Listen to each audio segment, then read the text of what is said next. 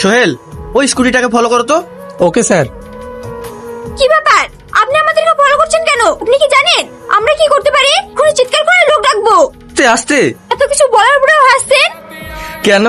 পছন্দের মানুষের সঙ্গে কথা বলতে গেলে লজ্জা পেতে হয় নাকি? মানে? আপনাকে আমার পছন্দ হয়েছে, আজকে কন্ট্রাক্টে সাইন করে নেব আর ওনাদের 2 কোটি টাকা হার্ড ক্যাশ দিয়ে দেবো। ছেলেটা দেখতে একদম স্মার্ট আর মনে হচ্ছে অনেক বড় লোক। এরকম একটা পারফেক্ট বয়ফ্রেন্ড পাওয়া মানে ভাগ্যের ব্যাপার। ঠিক আছে, তাহলে আমি আসি। চল।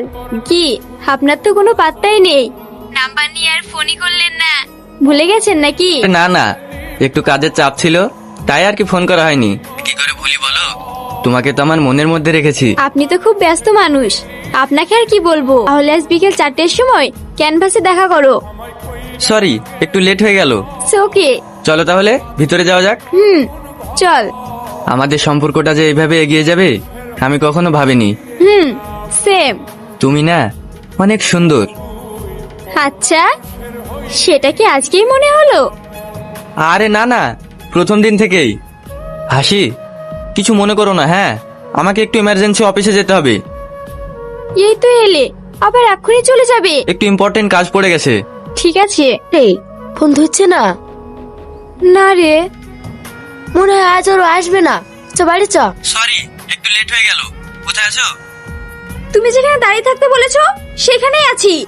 ও ঠিক আছে, 2 মিনিট ওয়েট করো, আমি আসছি। তোমার এতক্ষণ আসার সময় হলো? তুমি জানো তোমার জন্য আমার বান্ধবীর কাছে আমি কতটা ছোট হয়েছি? রাগ করছো কেন? একটু কাজ ছিল তো, তাই আসতে দেরি হয়ে গেছে। থাক, আর অজুহাত দেখাতে হবে না। এত ব্যস্ততা নিয়ে জীবন চলে না। কি সব বলছো? হ্যাঁ, আমি ঠিকই বলছি।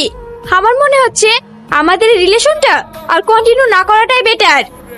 এই আমার ব্যাগ। এই নিন আপনার ব্যাগ। Thank you. ওয়েলকাম।